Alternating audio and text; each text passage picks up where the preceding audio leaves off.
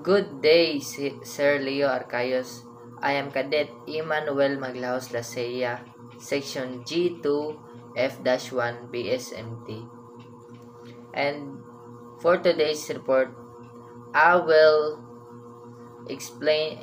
discuss compartmentation and how this affects watertight integrity. For today's report, I will discuss compartmentation and how this affects watertight integrity.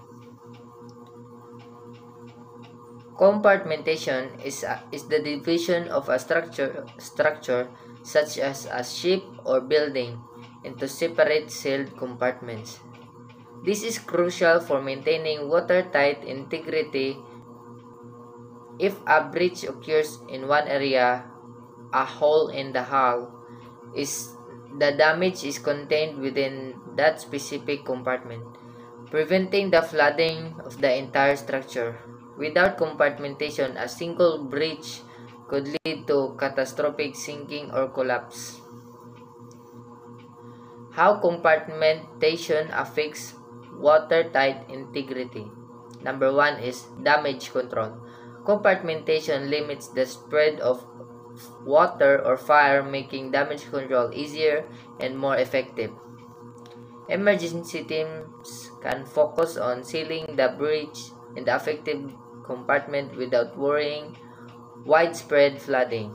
Number 2 is reduced risk of total loss. By isolating the damage, the risk of complete failure is significantly reduced. Even if several compartments are breached, the overall stability and buoyancy of the structure can be maintained, allowing for rescue and repair. Number 3 is increased survivability. In the case of ship, compartmentation greatly increases the chance of survival for passengers and crew in the event of accident.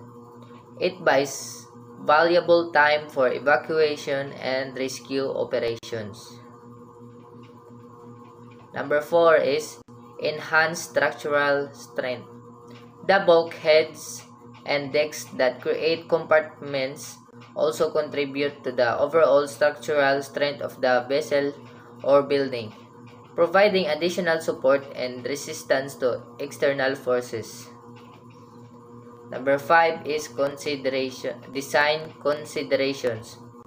The effectiveness of compartmentation depends on several design factors, including size and arrangement of compartments, strength and integrity of bulkheads and decks, watertight doors and hatches, drainage systems. The lack of compartmentation. A structure without adequate compartmentation is far more vulnerable to flooding or fire. A single breach could quickly overwhelm the structure, leading to rapid sinking or collapse. This is why compartmentation is a vital safety feature in many structures, particularly those operating in hazardous environments or carrying large numbers of people. For example, ships. Modern ships are extensively compartmentalized to prevent catastrophic flooding. Bulkheads divide the hull into numerous watertight compartments. Number 2 is submarines. Submarines rely heavily on compartmentation for the survival, as a breach in the pressure hull could be fatal. Number 3 is buildings. High-rise buildings and structured in flood-prone areas may incorporate compartmentation to limit the spread of fire and water. So in conclusion, compartmentation is a fundamental principle of structural integrity, providing a crucial safety measures against flooding and the other hazards. The design and implementation of compartmentation systems are critical to ensuring the watertight integrity and overall safety of various structures. That is my understand of compartmentation, sir. Thank you for watching.